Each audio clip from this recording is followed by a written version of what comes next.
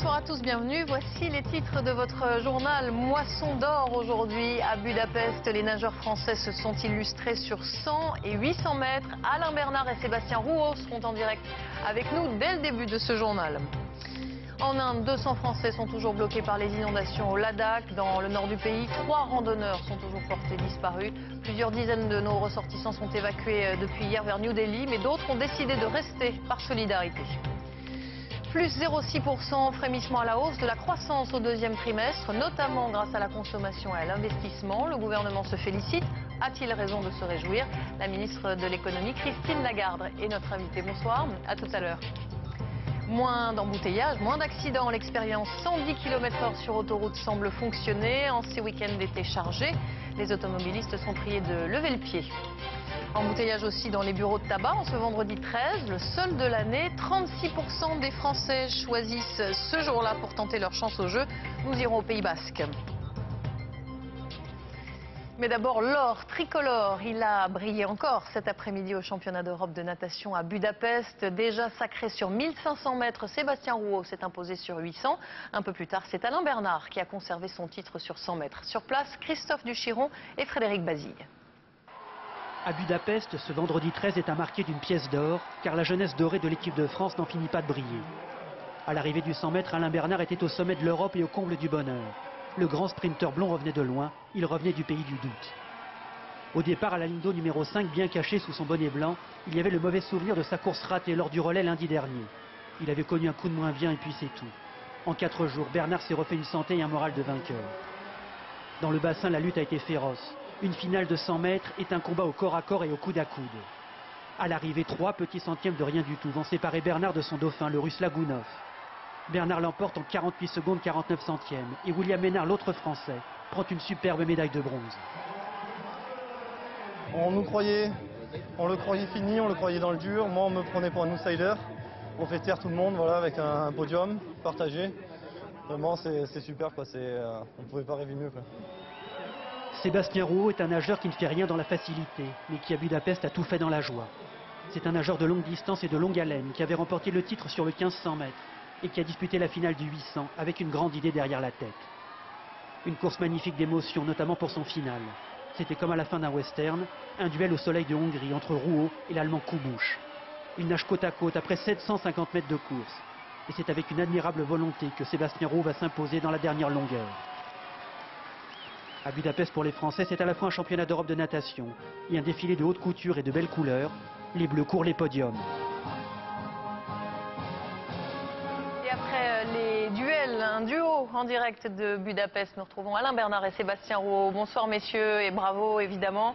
Alain Bernard, vous n'aviez plus gagné de titre depuis le 100 mètres nage libre de Pékin en 2008. Vous renouez ce soir avec le succès, et quel succès! Comment avez-vous fait pour revenir tout à l'heure au plus haut niveau?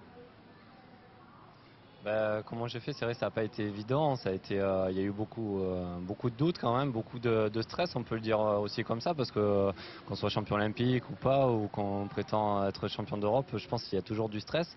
Voilà, maintenant il y a quand même beaucoup de pression qui sont mises aussi par les médias, ça je vais pas m'en cacher, mais j'ai eu la chance d'être bien entouré avec Denis Auguin, mon entraîneur, avec Boris, enfin mes copains, ma famille, tout ça, et puis surtout quand je vois les autres dans cette équipe qui gagnent et qu'on entend la Marseillaise tous les jours, voire 2 fois ou 3 fois par jour.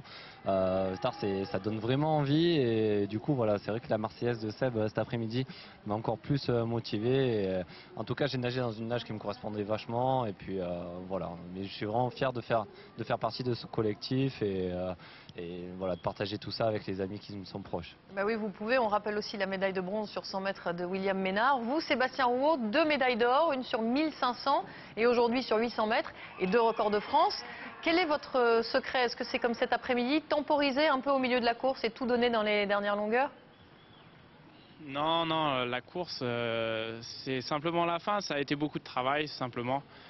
Donc des kilomètres, et la compétition après c'est plus un peu tactique et voilà. Mais il n'y a pas vraiment de secret à part le travail. Eh ben, ce sera le credo donc pour les Français, pour les Bleus à Budapest. Merci beaucoup messieurs à tous les deux et puis on suivra évidemment le 200 mètres des filles, la finale demain. Merci beaucoup et bravo. Les policiers sont-ils tombés dans un guet-apens? C'est ce qu'affirme un syndicat de police aujourd'hui, alors que 5 fonctionnaires, dont une femme, ont été la cible de violences, de coups de marteau, de jets de pavés hier soir dans la cité des Tarterets à Corbeil-Essonnes. C'est un contrôle d'identité qui aurait mal tourné. Arnaud Comte, Romain Bouty. 2 voitures de police patrouillent au pied de ces immeubles lorsque soudain les insultes fusent. Il est près de 20 h, les fonctionnaires décident de contrôler un groupe de jeunes habitants. Ils sont une quinzaine, puis rapidement plus de 50, âgés de 15 à 25 ans. Les visages masqués, ils frappent d'abord une policière au thorax, puis s'en prennent à l'un de ses collègues. Le policier a été frappé à plusieurs reprises au niveau de son casque par un marteau. Dans un second temps, un deuxième individu a réussi à lui arracher son casque et l'individu porteur du marteau a tenté de lui reporter à nouveau un coup sur sa tête qui à ce moment-là n'était plus protégée. Notre collègue doit son salut uniquement à un geste de défense, c'est-à-dire qu'il a placé son bras en opposition au-dessus de sa tête et donc s'est retrouvé à avoir la main fracturée. Au total, 5 policiers ont été légèrement blessés. Selon le ministre de l'Intérieur, au moins 5 agresseurs sont formellement identifiés. J'espère qu'après cette identification, il y aura l'interpellation et à la suite de l'interpellation, il y aura un déferrement. Et la conséquence du déferment, ça sera la sanction. Et je souhaite que la sanction soit lourde. Certains policiers parlent d'un guet-apens tendu aux forces de l'ordre. Il y a quelques mois, dans cette cité, nous suivions ces hommes de la brigade anticriminalité. Vous voyez quelqu'un à gauche, les gars? On va se positionner, on va traverser le bois pour se positionner à l'angle Cézanne-Gauguin là-bas. Ici, la police intervient toujours en nombre, flashball à la main, pour faire face à des délinquants souvent présents en découdre. La police, on peut être considéré comme une bande rivale sur leur quartier. Donc ici, il n'y a pas d'affrontement entre 2 bandes, mais en fait, ils tiennent à leur quartier et ils nous font savoir qu'on n'est pas les bienvenus. Cet après-midi, des renforts de police ont été déployés dans le quartier des Tarterets. 30 mois de prison ferme. Patrice Griffaton a été condamné hier soir pour usurpation d'identité. Depuis 15 ans, il se faisait passer pour son frère. La vie de celui-ci n'était plus qu'un long cauchemar fait d'amendes et de condamnations pour des faits commis par son aîné. Fanny Stenler, Johan Nertombe. Une fois de plus, la justice a déçu Pascal Griffaton. Depuis 15 ans, son frère lui a fait mener une existence cauchemardesque. Il a commis des dizaines de méfaits en se faisant passer pour lui. Une usurpation d'identité qui a valu hier à Patrice Griffaton d'être condamné à 2 ans et demi de prison ferme.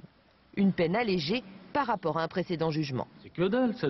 Il fait dans 1 an, il est dehors. C'est une honte. Vous pourrez lui pardonner un jour? Non, jamais. Non, je pardonne pas, moi, jamais. Mais on m'a pris ma vie, je sais pas si vous... J'ai 33 ans, 3 enfants, une femme. On m'a pris ça, on m'a tout volé. J'ai plus rien, je peux pas travailler, je peux plus conduire, je peux rien faire. Depuis 1995, Patrice, l'usurpateur, a été condamné à plusieurs reprises pour des faits commis un peu partout en France.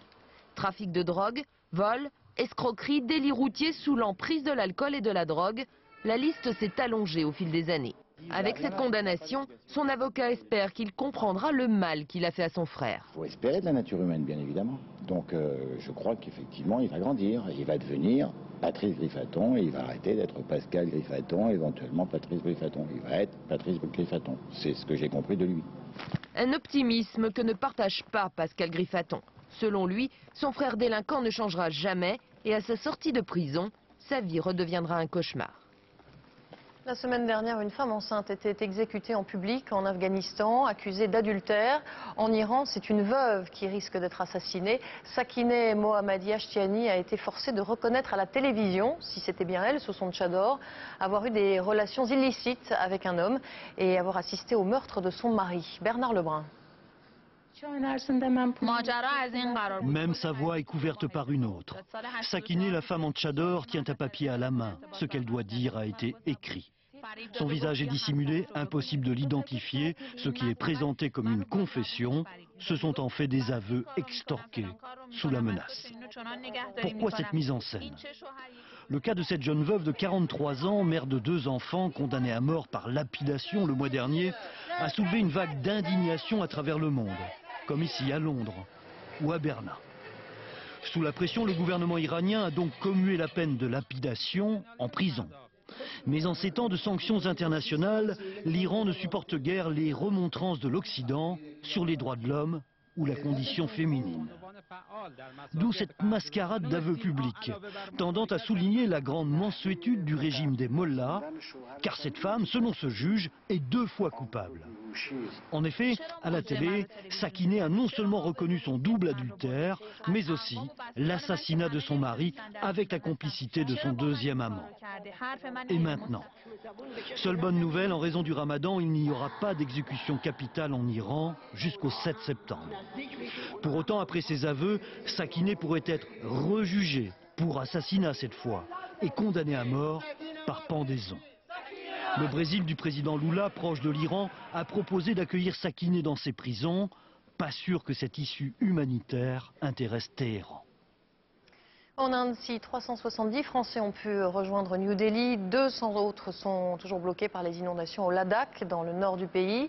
L'évacuation de plusieurs dizaines de nos ressortissants a commencé hier dans 2 villages. La solidarité s'organise, mais 3 randonneurs sont toujours portés disparus. Pierre Monégier et Alexis Fischer sont nos correspondants sur place. C'est normalement une région désertique, sur laquelle se sont abattues des trombes d'eau. Aucun arbre sur les flancs de ces montagnes. Rien pour retenir ces tonnes de pierres et de boue qui constituent le Ladakh et qui se sont déversées sur Leh, la capitale de cette province indienne. Une région joyau de l'Himalaya, aujourd'hui défigurée. C'était impressionnant, on a entendu un grand bruit. En fait, je pensais que c'était un ouragan. Et puis en fait, j'étais là à la guest house au 1er étage. Et puis il y avait le petit torrent qui passait juste en bas. Et là, j'ai vu le torrent qui d'un coup s'est mis à enfler. De nombreux Français se trouvaient dans la région. Une centaine d'entre eux ont déjà repris l'avion pour Delhi. D'autres ont souhaité s'attarder pour partager ces heures difficiles avec les Ladakhis. Ici, on peut venir tous les jours. On nous met une chasuble jaune, il y a marqué volontaire dessus. On nous donne un masque et on nous amène soit à l'hôpital, soit à Chomtangar, dans les camps réfugiés tibétains, pour sortir de la boue. Premier chantier pour ces touristes de l'humanitaire, remettre en l'état l'hôpital de Leh. Pendant que certains déblaient, nous retrouvons au chevet des victimes Florence, notre randonneuse, infirmière dans la vie. Il y a des problèmes de communication puisque les infirmières ne parlent pas très bien l'anglais, donc j'essaye de voir un petit peu, de suivre et puis de voir si je peux être utile. Dans ce petit Tibet, la vie reprend peu à peu, par la prière. Ce matin, les moines ont invité habitants et touristes à participer à une cérémonie commune. Et toutes les pensées se tournent vers les disparus. Enfin, moi j'ai surtout une pensée pour une personne dont je ne sais pas ce qu'elle est devenue, que j'avais été dans mon car pour venir aller, qui faisait une randonnée, un Français qui faisait une randonnée tout seul de plusieurs jours et qui devait passer par la Marca, là où il y a eu des gros éboulis et plusieurs disparus. Et donc je ne sais pas ce qu'elle est devenue. À partir d'aujourd'hui, chaque semaine, cette prière résonnera dans tout le Ladakh. Une prière bouddhiste pour guider les âmes des victimes. Aujourd'hui, chacun espère aussi qu'elle saura guider les pas des derniers disparus, Ladakhis ou étrangers, jusqu'à ce refuge tibétain. Et comme chaque soir, nous avons une pensée pour nos confrères de France 3, Stéphane Taponi et Hervé Guéquière, qui sont retenus en otage en Afghanistan avec leurs 3 accompagnateurs. Ils y sont maintenant depuis 227 jours. L'espoir n'aura pas duré longtemps en Russie. Les fortes pluies de la nuit dernière n'ont que très momentanément rafraîchi l'atmosphère moscovite. Les incendies progressent dangereusement, même du côté de la centrale nucléaire de Sarov, à l'est de Moscou. La réserve naturelle proche du centre est dévorée par les flammes. Pour le moment, le pays a bien du mal à contrôler l'incendie. Les États-Unis ont promis d'envoyer de l'aide. Plus 0,6%, le gouvernement présente les chiffres de la croissance au 2e trimestre comme une magnifique nouvelle, assurant que la prévision de 1,4% sur l'année sera tenue. Nous interrogerons dans un instant la ministre de l'économie, Christine Lagarde, elle est notre invitée. Mais d'abord, décryptage de ces chiffres publiés par l'INSEE avec Romain Messi. Pour le gouvernement, c'est peut-être la meilleure nouvelle de l'été. Une croissance en hausse et plus forte que prévu, plus 0,6% au 2e trimestre. Un peu plus de consommation des ménages, un peu plus d'investissement des entreprises, la France semble sortir de la crise peu à peu. Après une croissance quasi nulle en 2008 et une récession sans précédent en 2009, la croissance du PIB devrait remonter à 1,4% en fin d'année. Un résultat magnifique selon le gouvernement, mais très modeste pour les économistes. Car dans le même temps, la France voit la locomotive allemande prendre le large avec 2,2% de croissance au dernier trimestre. Autre bémol, la priorité de l'État reste la lutte contre les déficits. Bercy doit économiser 40 milliards d'euros l'an prochain, voire augmenter la croissance en pleine politique de rigueur. C'est le pari à haut risque du gouvernement français. La ministre de l'économie et des finances est notre invitée. Bonsoir Christine Lagarde. Merci beaucoup d'être rentrée de Corse. Vous étiez encore ce matin pour répondre à nos questions ce soir. Est-ce que cette embellie signifie la fin de la rigueur annoncée pour la rentrée par exemple? Ce résultat très positif, plus 0,6%, plus que ce que nous attendions et 3 fois plus que le premier trimestre. C'est d'abord surtout le résultat d'une politique économique conduite sous l'autorité du président de la République et du Premier ministre de manière extrêmement équilibrée, de manière très raisonnable et responsable. Et je crois que, comme nous le voyions tout à l'heure avec les nageurs qui disaient que c'est du travail, du travail, du travail, la croissance économique et la création d'emplois, c'est aussi ça. C'est la détermination à suivre une politique équilibrée. C'est-à-dire quoi? C'est-à-dire relancer quand ça va très mal et puis soutenir quand ça démarre. C'est-à-dire surtout ne pas charger les contribuables français d'impôts supplémentaires. Mais quand on voit que la croissance de la zone euro est de 1% au deuxième trimestre, de 2,2% en Allemagne, ça veut dire qu'on n'a pas été assez déterminé. Pourquoi, comme l'Allemagne, très bon chiffre en Allemagne lié à l'exportation, pourquoi nous, on n'arrive pas à vendre à l'étranger? Pourquoi la Belgique fait mieux que nous? Pourquoi? Alors, le chiffre allemand, il est superbe et on s'en félicite puisque l'Allemagne est notre premier partenaire économique. Donc quand l'Allemagne va bien, elle achète à la France. L'Allemagne allait très mal en 2009. Souvenez-vous, l'Allemagne a fait pratiquement moins 5% quand la France faisait moins 2,5%. Donc elle a fait 2 fois plus mal que nous. Et dans ces circonstances-là, quand on est au fond de la piscine, on rebondit beaucoup plus fort. C'est pour ça que l'Allemagne a un chiffre de cette nature pour le deuxième trimestre, très positif, plus 2,2%, très bien, et je pense que ça aidera aussi l'économie française. Alors jusqu'où, puisque l'Allemagne elle-même pense que ce chiffre va redescendre au quatrième trimestre, est-ce que ça veut dire que l'embellie française va être de courte durée? Non. Je ne pense pas que ce soit une embellie. Je pense que c'est plutôt la consolidation d'un phénomène de croissance. C'est une stabilisation du chômage aussi, puisque vous savez que c'est une croissance qui est riche d'emplois. On a au deuxième trimestre créé des emplois, 35 000 emplois supplémentaires. Et dans l'intérim beaucoup. Oui, mais vous savez, d'abord l'intérim, c'est souvent un signe avant-coureur d'une reprise solide et durable. Et puis le tertiaire, c'est une grande partie de notre économie, c'est à peu près 60% de notre économie. Donc qu'on crée des emplois dans le tertiaire, c'est pas surprenant. Mais alors comment expliquez-vous en revanche les 17 000 destructions d'emplois dans l'industrie qui s'ajoutent déjà aux 29 100 précisément du trimestre précédent? Vous l'avez dit vous-même, Marie Drucker, on a une décrue. On détruit encore des emplois dans l'industrie, il n'y a aucun doute. Il y a un phénomène de désindustrialisation contre lequel nous luttons. Et on sait qu'on peut difficilement se reconvertir dans l'industrie. On est en décrue, on détruit moins dans l'industrie qu'on ne détruisait il y a 3 mois, il y a 6 mois, il y a 9 mois. On voit vraiment un phénomène de stabilisation. Après-demain, nous serons dimanche le 15 août, les tarifs de l'électricité s'étaient annoncés, mais ça y est, c'est publié au journal officiel, vont augmenter de 3% pour les particuliers. Est-ce que le temps des baisses de tarifs est définitivement révolu? On voit que les tarifs de l'électricité augmentent régulièrement tous les ans depuis 10 ans. Est-ce que maintenant, voilà, ça va être ça la lancée, ça va continuer comme ça? D'abord, c'est une augmentation du tarif qui est à peu près de l'ordre de 4 € par mois supplémentaires pour environ 90% des ménages français. 94, c'est ça. Donc c'est une hausse qui est importante, mais qui n'est pas exorbitante non plus. Il faut savoir que nous, Français, nous payons notre électricité entre 25 et 30% moins cher que nos voisins européens, parce qu'on a une espèce de rente nucléaire dans laquelle la France a investi depuis longtemps. Il faut que les tarifs reflètent les coûts réels. Il faut en particulier qu'on entretienne le parc nucléaire français et qu'on continue à en bénéficier de cette rente nucléaire. C'est la raison de l'augmentation. Même maintenant, vous pensez que les Français peuvent le comprendre? C'est pas une question de comprendre, c'est une question d'avoir un prix qui reflète les coûts.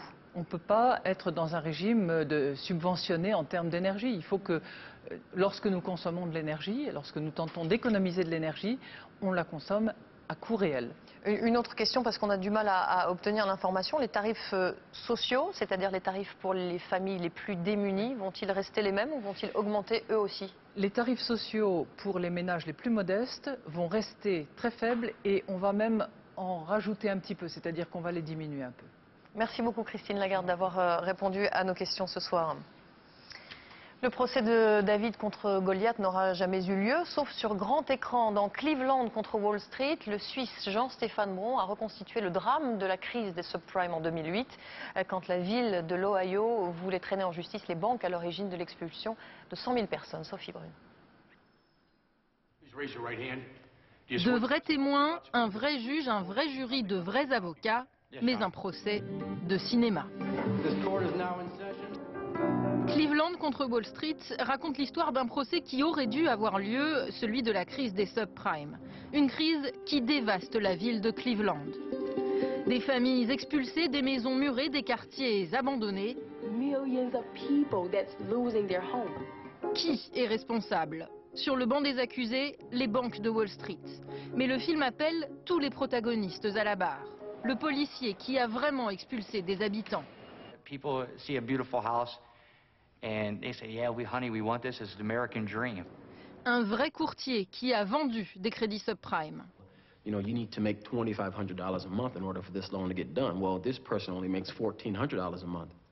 And, you know, you change that 1 to a 2, the banks don't care. The truth is, sir, that you don't care. The brokers don't care, right? You don't care whether the bank knows or doesn't know. That's not it. Ou encore cet ingénieur qui a réellement travaillé pour les banques. So early on in the subprime banks, investment banks, were aware of the inherent risk of doing subprime loans. Right.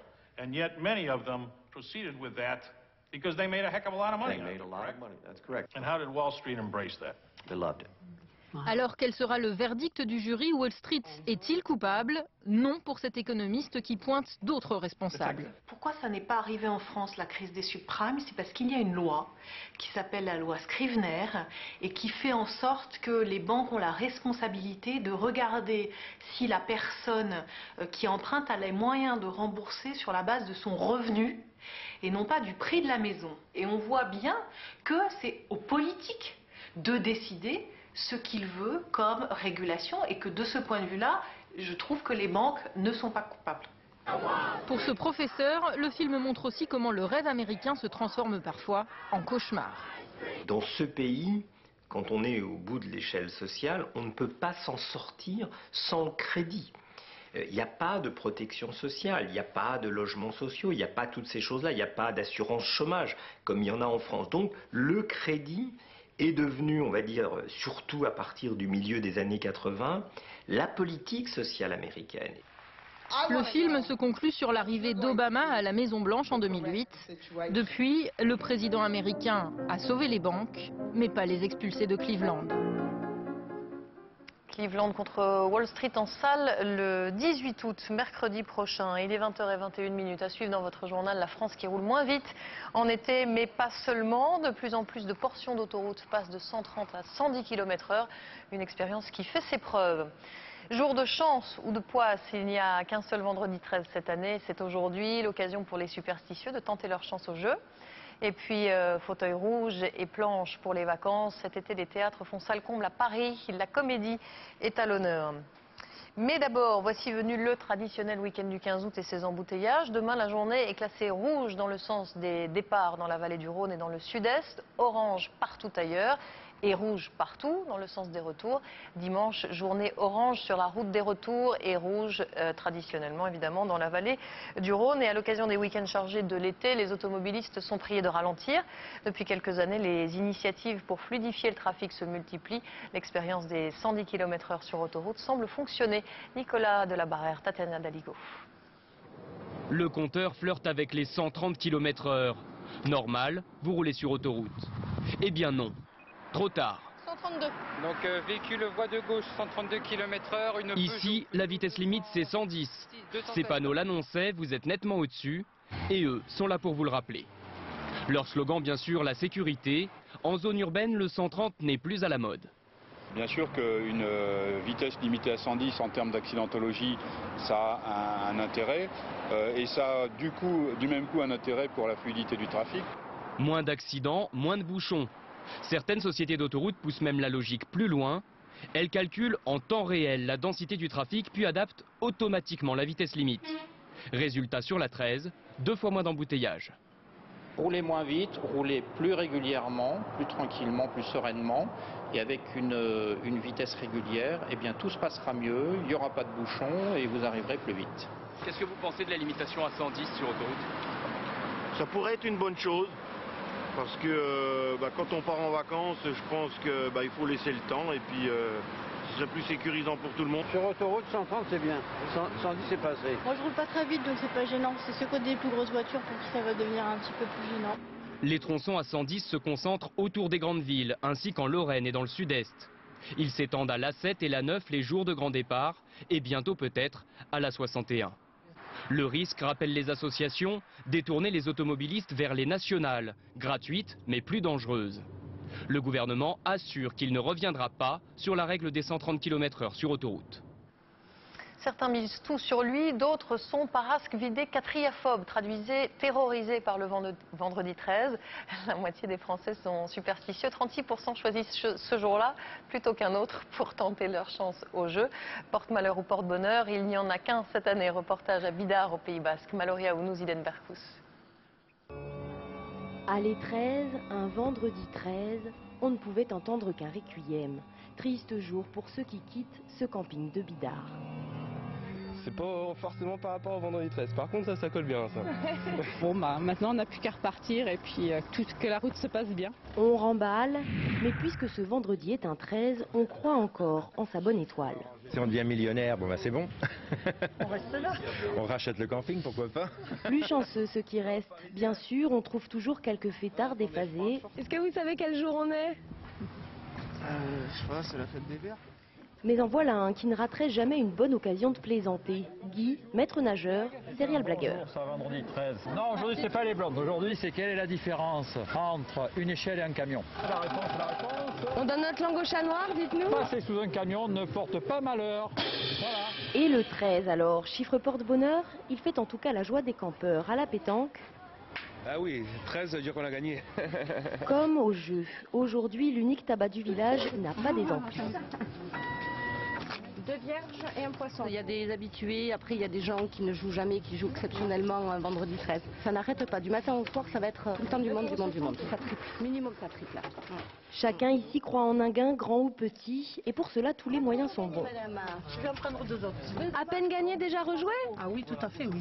Pourquoi? Eh bien pour changer mon yacht, pour acheter une maison à Bidart peut-être. Je partirai en vacances ouais, longtemps. Là où il n'y a pas beaucoup de monde. Une chance sur 13 millions de décrocher la cagnotte du Super Loto. Qu'importe, chacun rêve de prolonger ses congés, ici, à Bali ou à Tahiti, bref, de s'offrir des vacances à vie. En Chine, 2 ans après les Jeux de Pékin, le cube d'eau entame une deuxième vie. La reconversion du somptueux bassin avait été pensée dès sa construction. C'est aujourd'hui un parc aquatique dont les portes ont ouvert le week-end dernier. Samasoula. Les joyaux des JO de Pékin, le cube d'eau et le nid d'oiseaux. Les Chinois les adorent, 13 millions sont venus les visiter depuis 2 ans. Pour entretenir cette passion, l'emblématique cube d'eau où pas moins de 25 records olympiques ont été battus s'offre une nouvelle vie. Dans la piscine, des vagues et plus vraiment des dieux du bassin. Gilet de sauvetage généralisé, 80 sauveteurs aux aguets. Beaucoup de Chinois ne savent pas nager. C'est génial, on se croirait à la mer. C'est bizarre de voir tout le monde avec les gilets, mais avec les vagues, c'est plus sûr d'en porter un. 10 mois de travaux, 25 millions d'euros d'investissement, le cube d'eau est devenu un parc aquatique. 20 € l'entrée, une capacité de 2700 personnes à la fois. La reconversion devrait être rentable. Dès la conception du cube d'eau, on avait déjà cette idée d'en faire plus tard un parc aquatique. Et pendant les Jeux Olympiques, un tiers de la surface était restée vide dans l'optique de ce projet. La piscine olympique juste à côté est restée intacte. Elle sert très peu. Peu importe, c'est surtout le côté ludique et le prestige du lieu qui attire les Chinois, fiers d'être propulsés dans les eaux olympiques. Je me sens un peu athlète en étant ici, c'est très valorisant. C'est excitant, en plus c'est le 2e anniversaire des JO, de nos JO. Le Cube d'eau et le Nid d'Oiseau sont les deuxièmes sites les plus visités après la Grande Muraille à Pékin. Cette nouvelle vie de la piscine olympique devrait contribuer à l'entretien des sites, à défaut de pouvoir rentabiliser les millions d'euros investis ici en 2008. Il y a du monde sur les planches cet été. Si de nombreux établissements culturels baissent le rideau, les théâtres parisiens ne font pas relâche et assurent même une offre solide dans différents registres. Isabelle Béchler, Emmanuel Beck.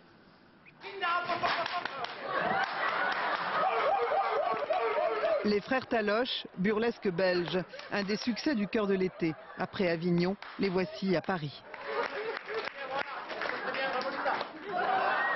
Alors madame, au deuxième rang, c'est à vous. Prenez le ballon, madame. Allez-y, on tape sur Linda. Lancez-le, hop là, c'est parti. Ils ont trouvé leur public. Des touristes et quelques Parisiens décontractés.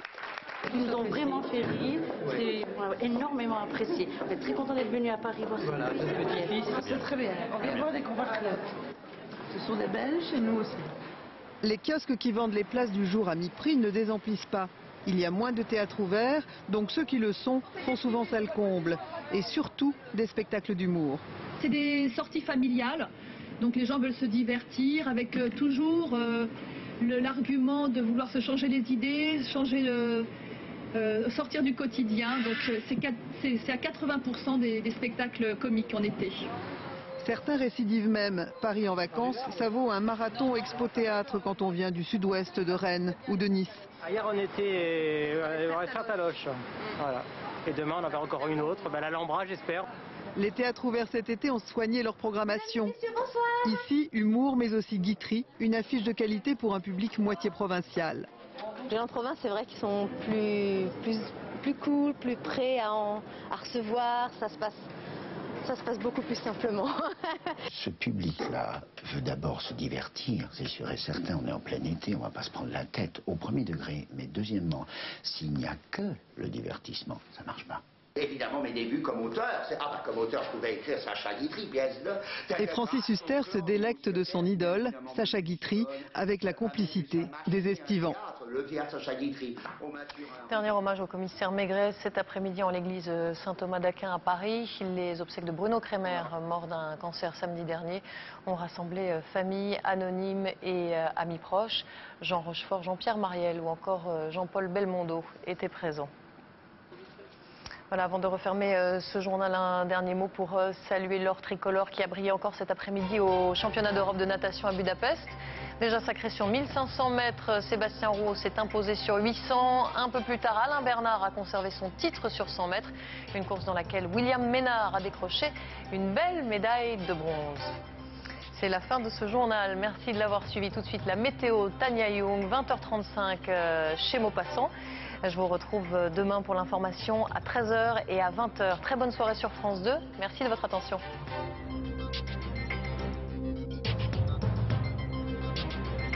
L'info en continu, c'est aussi sur France2.fr.